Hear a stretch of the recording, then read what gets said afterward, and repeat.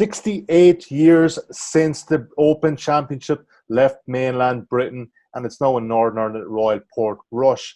Really excited for this. And as you can see on the screen right now, I am joined by two men who weren't there 68 years ago, but I think our combined age, gents, probably brings it up to about 68.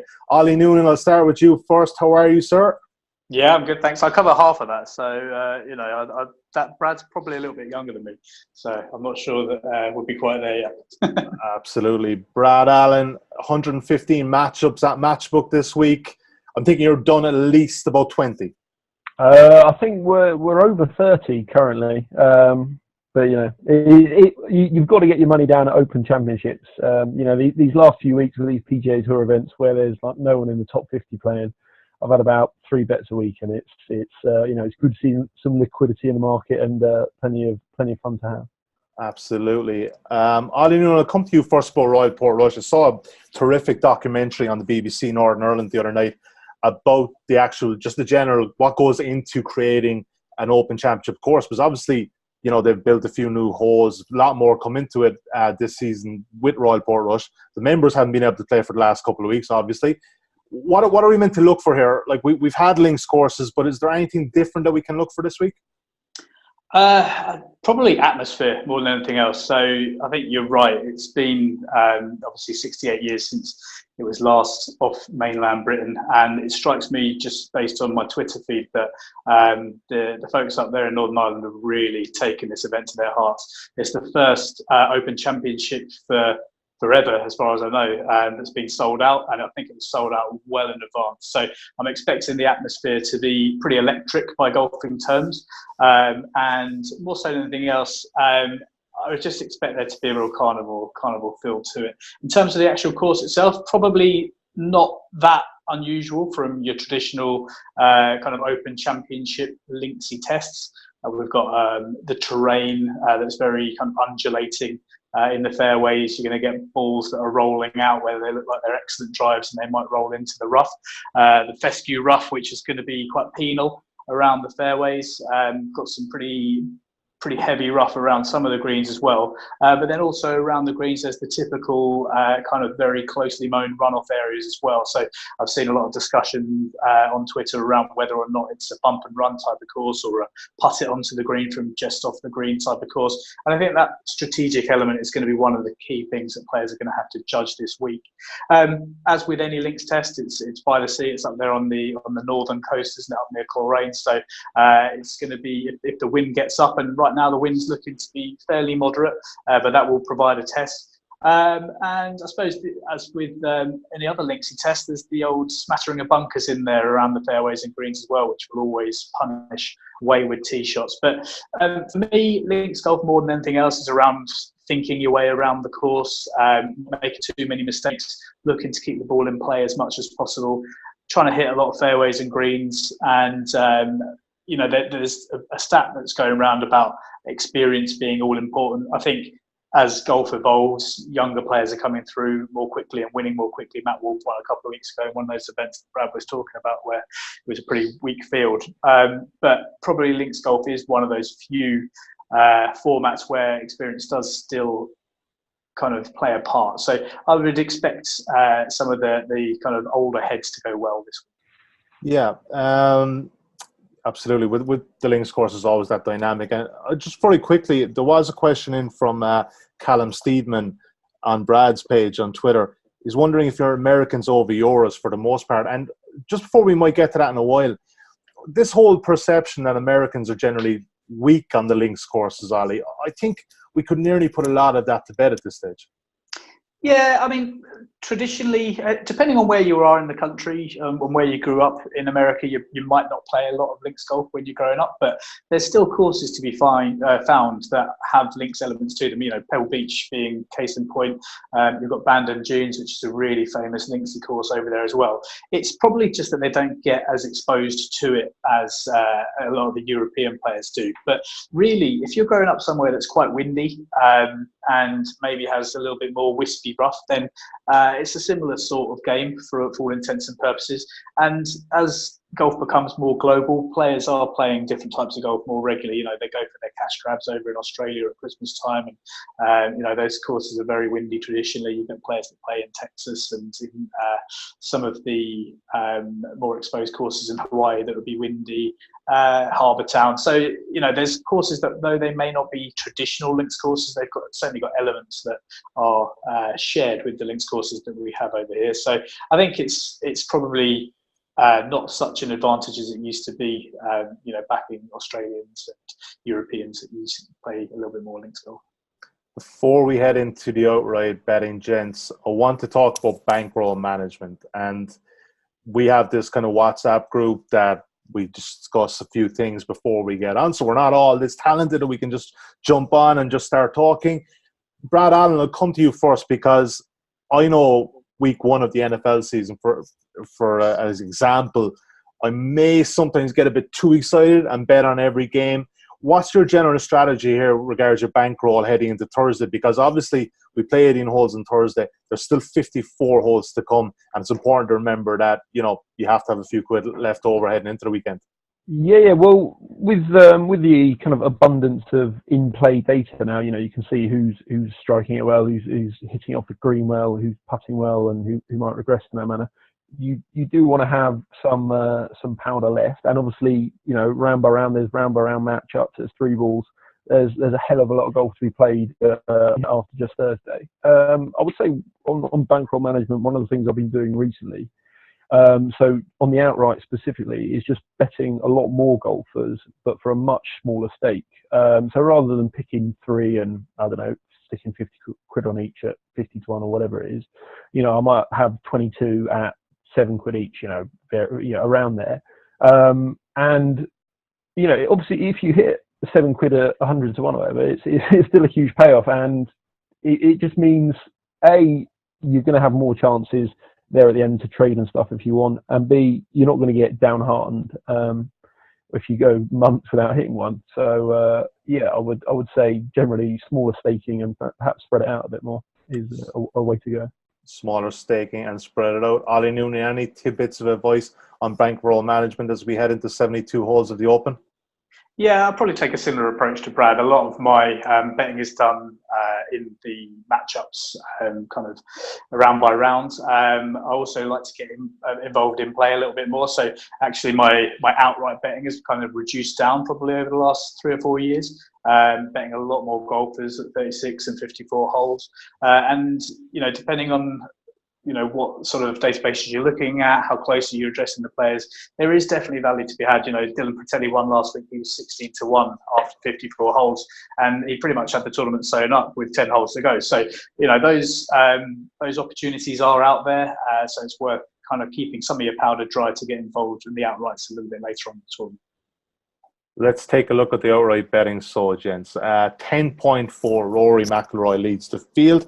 He has the course record around here, of course, 61. When he was 16 years of age, only Rory would be able to do that, maybe Tiger Woods. Brooks Koepka, 13.0. John Rahm is 17.5. Dustin Johnson at 20.0. Tiger, 29.0. Slightly better at 28 is Justin Rose. Patrick Cantlay, who's been a popular pick elsewhere this week at 30.0. Xander Schauffele at 31 and 33 to 1. Adams Scott, and you can look further than that. And at the time of recording, your best price here at Matchbook on Rory, Brooks Koepka, John Rahm, Dustin Johnson, Justin Rose, Tiger Woods, you name it, we are best price. Ollie, I'll stay with you. First of all, you wrote a piece for insights.matchbook.com on Tuesday. You're loving John Rahm, and it's hard after seeing his performance in a Hinch at the Irish Open a couple of weeks ago, Ollie, to not think that way. Yeah, I mean, what a weekend performance he put in. 14 under par over the weekend. Imperious. And it's his second Irish Open that he's won in the space of 3 years, having won, where was it? Portstewart a couple of years ago as well. So he clearly enjoys playing golf in Ireland. And, there's obviously been a bit of debate about people playing well in their home states and playing well in the same areas year after year. And maybe there's something in that, maybe there's not. But I think what is definitely the case is that Jon Rahm is just in incredibly good form. He's the form golfer in the world right now. So not only did he win at La Hinch a couple of weeks ago, prior to that he was second at Valderrama on the European Tour, at Spanish Open, and he was third at Pebble Beach last time out in the US Open as well, last major out I should say. So good links form there as well, and he's got absolutely unbelievable form in Europe. So if you look at the events played in Europe, they're just European Tour events. He's played 11 of them. Obviously, he plays the majority of his golf on the PGA Tour. In those 11 events, he's finished in the top 10 on 9 occasions, in the top 5 on 8 occasions, and he's won 4 of them. So he's winning over 35% of his European Tour performances. His record in the Open thus far, in what is a very fledgling career, although he's had some impressive results, has been changeable. He's what's he done? He's missed the cut on one occasion. He's not finished better than 44th, I think. So he's got that going against him, but he's too talented a golfer not to have some big results in these majors. And if you look at his past 7 majors, which is pretty much the time that he's been a bit more of an established pro, not on his rookie season, he's got a really interesting record. He's finished in the top 10 on 4 of those, and he's just missed the cut completely on the other 3. So he tends to be a bit of a feast or a famine type. For me, what I thought was quite interesting is that I saw Data Golf, which is a site that Brad and I like to talk about quite a lot. It's a really good statistical database with some good modelling on there. I saw them put up a interesting post that said that in terms of career comparisons, after the number of events played that Jon Rahm has played, he's got the second best all-time top 5 rate. So he's finished in the top 5 in 29% of his career performances on the PGA Tour. And he's second behind only Rory, who's obviously the favourite this week. So he's got a better record at this stage of his career than Dustin Johnson, Justin Thomas, Ricky Fowler, and more. So he is truly elite. And I just think, given that he's coming off a win, he's got 2 wins previously on links tracks, and he's the form golfer in the world, getting prices around about the 18.5, 17.5 mark is true value. Yeah, and he was a hell of a lot shorter, obviously, before that Irish Open win at La Hinch. As I said, I think he was about 25.0 at the time. You're also looking at Henrik Stenson, a quote from your insights.matchbook.com piece. In a game which is becoming even more dominated by the youngsters, Stenson's course management and links experience should see him in contention yet again at the Open. Explain, sir. Yeah, so I think anyone who is a golf fan will probably remember his win in 2006 at Royal Troon, when he went head-to-head with Phil Mickelson, shot 63 in the final round. I think Phil shot 64 to win by a couple of strokes. And that was just a culmination of a really strong, solid Open record that he's had over the last decade or so. So he's made the cut in each of his last 10 Open championships. He's got 3 other top 10 finishes other than his first that he had, or his win that he had at Royal Troon. And his game at this stage of his career looks perfectly suited for links golf. So I think I've talked before on other podcasts about that he doesn't like to take driver off the tee. He likes to hit his 3 wood a lot. And at linksy type tracks, that's a really good approach, because you're giving yourself a better chance of hitting the fairway and putting yourself in position off the tee. And his real strength is his approach play, so his shots into the green. If you look again on Data Golf's site, they've got a true strokes gained breakdown at each phase of the game. He's leading the strokes game approach rankings for this season by a huge distance. So the margin between him in first and Hideki Matsuyama in second is the same as the margin between Hideki Matsuyama and Dustin Johnson, who's down at 20th. So his approach play is far and away better than anyone else on the PGA Tour this year. And given that he's going to be putting himself in play off the tee more than, probably, hopefully, more than most golfers will be this week, I think that sets him up for success quite nicely. And he also, one of the other things I like when I'm assessing links golfers is to look at their bogey avoidance stats. I think Francesco Molinari won this tournament last year, having not made any bogeys over the weekend. It's really important to not run up big numbers. He ranks 27th in bogey avoidance this year on tour, so solid pointer that he's someone who's going to be basically managing himself around the course quite nicely. So I really like his chances. And just recently he's come into some form as well. He's off the back of 3 top tens. He finished 8th, I think it was, at Pebble Beach in the US Open, and was 4th last week in the Scottish Open again. So he's got some good links form coming into this week. Yeah, currently 35.0 at Matchbook, 1,145 pounds there at 35.0. Brad Allen, I know you're a man that is kind of loath to really kind of get involved in the outright markets early doors, but you've gone for one of the big prize. And Brad, I'll be honest, whenever you give me one of the big prize, it's a good sign when I have to control F to find them. Yeah, we've gone for Kevin Streelman this week. He's around 400.0, I believe, at present. So he only got into the field last week. He was due to play in a PGA Tour event, and he was going to go off around 25 to 1, kind of in the top 5 in the betting. Someone withdrew.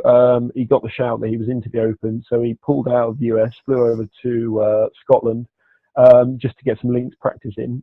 Didn't play that well, but he got a bit of links prep in, which is good. Now again, it's not too much fancy reading in here. So the data golf model made Streelman 110 to 1 shot.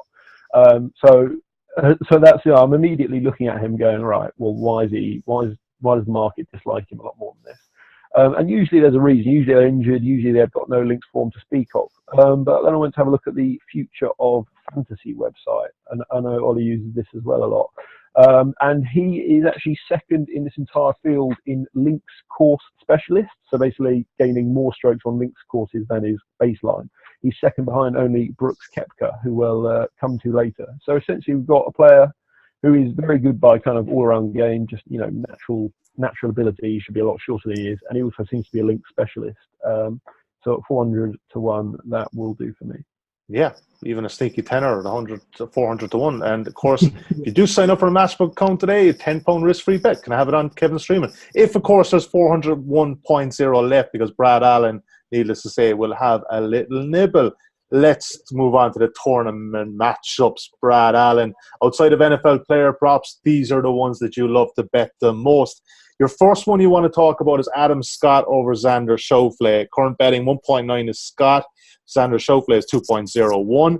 Tell me you backed Scott at plus money here, Brad, because even at 1.9, is he a bit of value here? Yes. He's been backed a little bit since we talked about this, but I think I would back him down to about 1.8, 1.82-ish. So just a recent form, over the last 8 weeks, Scott is he's leading this field in total strokes gained, which I thought was pretty impressive.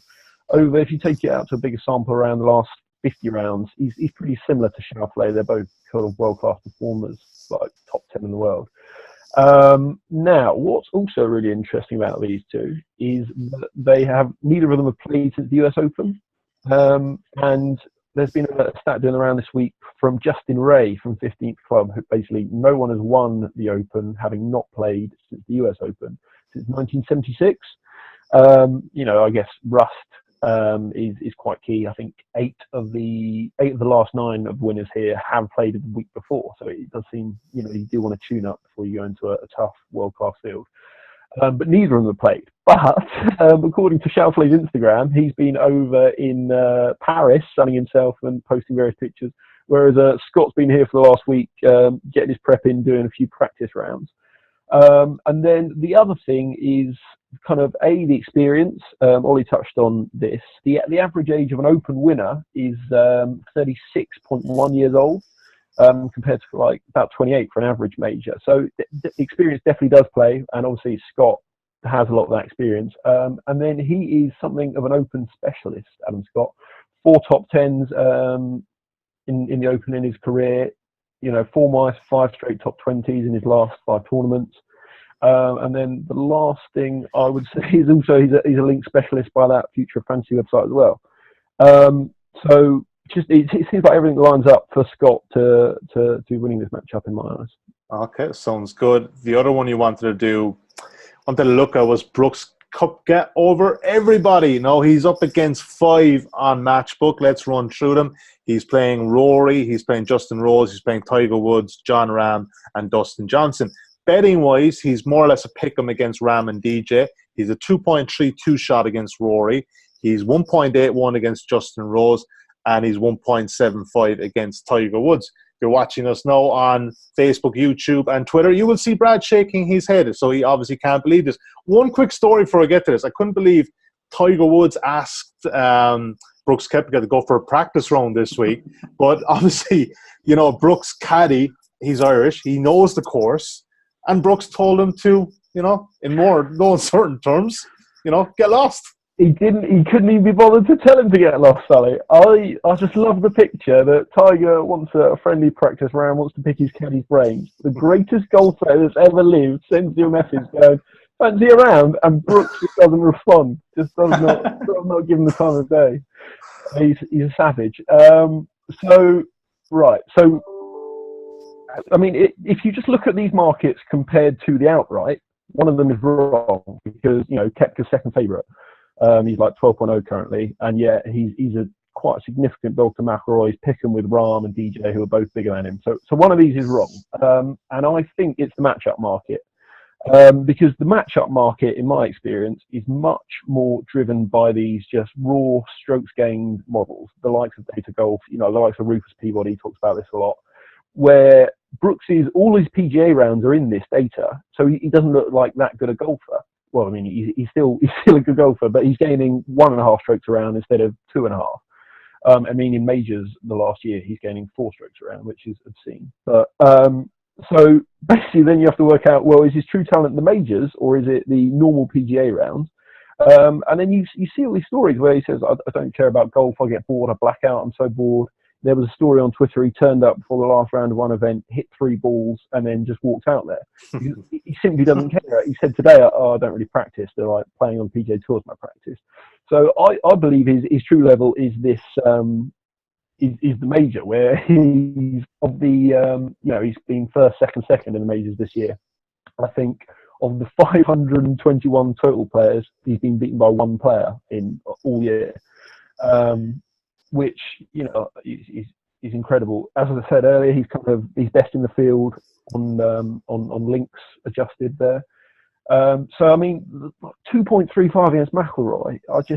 There's no world where if Brooks is this major Brooks, that's not right. And the same for all the other ones. And a quick one on Tiger. I think if I had to put life savings on a bet, it would be Brooks over Tiger. I don't know if you saw much of this press conference Tiger was talking about earlier, where he was saying Brooks didn't text him back. He was also saying he needs to do some more work on the course. He doesn't really know where he should miss, like the distances, where he should be aiming. He was saying how emotionally and physically drained he was after the Masters and how he hasn't still really recovered. He was worried about the cold because it's been like 13 and rainy all week, and that he's a stiff old man with all that back surgery. And again, he hasn't played since the US Open as well. The last time he did that came into the US PGA and missed the cut. So I don't really see how he's ready to play championship level golf, especially against this monster. So yeah, I do think all 5 are probably worth an investment. Is there any more confident betting staying than if I had to have my life savings? Like liquidity is really good at Matchbook for these totals, these tournament matchups, Brad. But I don't know if they have enough there for your life savings. I'm not recommending it. Always gamble responsibly. At all times. I'm saying that is my most confident bet of the week, is what I'm saying. Okay, let's have a look at the other one you want to talk about. This all-English clash, Eddie Pepperell and Matthew Fitzpatrick, 2.27. You can back Pepperell at the moment, 1.74 Fitzpatrick. You're obviously looking at fast Eddie here. Yeah. You said Pepperell about 2.27. 2.27, yeah. Yeah. So again, just based off the kind of the raw strokes game numbers, we've got I'd have Pepperell around 2.25, so just a little bit shorter, not enough for a bet on its own. But when you start to look at their links form, Fitzpatrick's never been better than 44 in the Open, which he did when he was an amateur. Whereas Mr. Pepperell, he popped up in 15th club research, where he's gaining about 1.1 strokes per round on links compared to all other courses. So 1.1 over your baseline is pretty strong on links. He's done well in the Irish and the Scottish before. So I just think he's well suited to this setup and represents a bit of value. I'll probably make him 2.1ish. So just a smidge of value. Okay, Ollie Noonan, I will come to you now, sir. Also questioning on Brad's page here. from Callum Steedman again, and he wanted opinion on Scott versus Tommy Fleetwood. Adam Scott, that is, of course, against Tommy Fleetwood. Current betting 1.97 Scott and Fleetwood at 1.94. Almost a pick 'em, but Fleetwood slightly favoured here. Are you with Brad here with Adam Scott to win this matchup? Yeah, I am. I like Adam Scott this week. I think he's an excellent links golfer. I think he's another one that who, growing up in Australia, is used to the wind.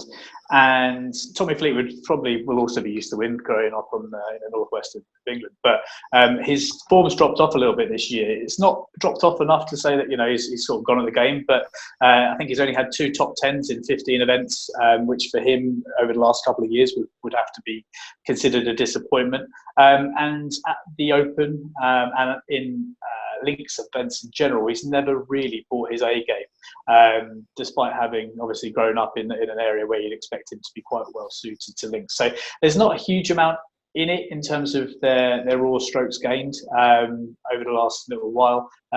Brad said that over the last 8 weeks, last 8 events, Adam Scott's leading the field. If you look back a little bit longer than that, Tommy Fleetwood comes into it a little bit more. But I just feel that again, the experience here of Adam Scott, obviously previous major winner, had a very disappointing loss himself to Phil Mickelson a few years ago, where he bogeyed the last 4 holes. I think it was St Andrews. I remember having backed him, so I was particularly disappointed about that one. But I think his general body of work over his links and Open career stands him in good stead in this one. I think he's entitled to go off a fairly decent favourite, probably 1.85, something along those lines against Fleetwood this week. I also like the bet that Brad's talked about with Pepperell. More so because I think Fitzpatrick's links record is particularly poor as well, not just in the Open but in all of the other linksy type events. He's struggled to factor, missed a lot of cuts. I like opposing Kiradech after the Barn Rat. He's another one like Fitzpatrick who for some reason gets to links courses and really struggles. But I've definitely got one match bet that I really like this week, which I think we can talk about in a second. Yeah. Kevin Kisner against Brandon Grace. Current betting, Kisner 1.91, 2.07 Grace. Was Kisner a bigger price yesterday, Ollie? Was he, or has he been back? Yeah, he has been backed a little bit, I think. I haven't got my phone's off, unfortunately, so I couldn't tell you exactly what price I got. I'd be willing to bet that the professor had something to do with this, but I know. Oh, most definitely, yeah, most definitely. And to be honest, more so anything else, I like Kevin Kisner. He was runner-up last year at Carnoustie, which was his sort of first real piece of links form, or certainly Open form that he put together. But he has got form on other coastal tracks. His first ever PGA Tour win was at Sea Island, which is another windy coastal track. So it wasn't a surprise for him to play well there. Has done well in the match play, which is again a track that's subject to wind quite regularly. I think he won it earlier this year, was second the year before. Different type of golf, but again, conditions-wise, not completely dissimilar. But more so than anything else, I am just massively against Brandon Grace. He is one who his form has just taken a real nosedive this year. From having finished runner-up and probably a disappointing runner-up to, I think it was Ricky Fowler at the, which tournament was it? Phoenix Open, I think it was, earlier on this season. Since then, he has just fallen off a cliff completely. He's played in 13 stroke play events. He's finished inside the top 20, the top 50 on just 2 occasions, with no finishes in the top 25. And he's missed 4 of his last 5 cuts. So, really poor form. And prior to 2017, when he finished 6th in the Open, he had a pretty average at best Open record as well. He finished in the top 20 just once in previous appearances. So he hasn't really got any bank of links form to fall back on either. And really what seems to have impacted him has been a short game yips, really. So he's ranked down at 190th in putting, which is pretty difficult to come back from, even if you're striking the ball brilliantly. And 130th in strokes gained around the green doesn't rank any better in any of the other short game stats either. So this week, where players are going to have to be imaginative and get up and down around the greens pretty well, I fancy him to struggle. And would expect him to miss the cut, quite frankly. Whereas Kistner, he's talked about not being able to compete on long courses anymore in the US. He said that for him, certain US Open venues are just a no-go. US PGAs are not worth him bothering. The Masters doesn't shape well for him. I think this is the tournament out of all of the majors where he's going to give it a go. His sort of slightly more bunting it off the tee approach should play quite well. And he just does everything quite well. 56th in strokes gained total, so pretty good on average. And I think he'll probably run on into maybe a top 25, top 30, and that should be more than enough for him to win. Yeah, and you can currently back him at 6.4 for a top 20 finish. And like you made reference there, you're almost backing it against Grace there. If he doesn't make the cut, you get paid on Friday evening. Happy days. More money for the weekend. Any other business, gents? Look at top 10, top 20s, top nationalities. Brad, anything that jumped out at you with the other markets? No. I would say Tiger Woods is currently drifting. I don't know what he started the show at, but he's 29.0 currently. Other business. Come back to you. I'm just scrolling down the list. Ollie, Noonan, anything for you, sir? I think it's tricky. I think, for some of if what the recent majors have told us is that from the outright perspective, looking really at the only sort of top 25 in the market is where to focus. If you're looking to find the winner, golf seems to be deeper than ever in regular events, but in these majors, the big players really come to the fore. There's a few players in that sort of 35 to 60 to 1 bracket where, that you probably get some good value. Some of the sub-markets, again, I noticed Emiliano Grillo's name picking up again on my radar. I sort of once bitten, twice shy on him to a certain extent. I do like Matt Kuchar to go well this week. He's just ticking a lot of the right boxes for me. A good open record as well. Unlucky to lose out to Jordan Spieth a couple of years back. But I think more so than anything else, it's just one to have a little watch and see how it plays over the over the first couple of days, and then maybe get stuck in at the halfway point. Brad Allen, anything for us? I don't know if it's on Matchbook, to be honest, but I've backed Russell Knox as top Scotsman. He's at least how many's in that one? There's like 4. Robert McIntyre is possibly the dark horse there, but Russell Knox top Scotsman. I saw I can't remember which book it was, that last week they had a market for top Scotsman, and Scott Hend, the Australian, was in it, which I thought was quite nice. So, It's just maybe we can get Adam Scott in there. It just reminds me of that Masters market where you have the top German with Martin Keimer and Bernard Langer, the 2M match. Was that the one Jesse Mayback? I'm pretty sure he topped back top. I think he topped as well. Yeah. No, I had Langer. He got picked on the last day, I'm sure. Okay, all right, okay. Right, guys, let's go into tripod mode here. We're going to get best bets for the Open Championship. Brad, you're on the top left of the screen currently. Let me get your best bet of the tournament matchups and the outrights. We'll go Brooks over Tiger. Eat a bit of juice. 1.75ish.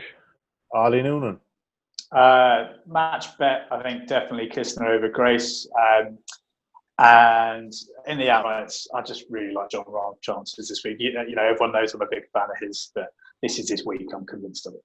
All right, I'm going to give you one as well. Andy Sullivan, top 20 finisher, 7.6 here at Matchbook. Saw him at Lahinch a couple of weeks ago. Just impressed by him. I think he could go okay. Of course, he could be out of contention or miss the cut on Friday. Right, that's it from us. Don't forget, like I said earlier in the show, if you haven't got a Matchbook account and you want to get involved in the Open Championship here at Matchbook, sign up for a £10 risk-free bet today, and you can check out our offer.matchbook.com. Thanks for watching, thanks for listening, and we'll chat to you soon.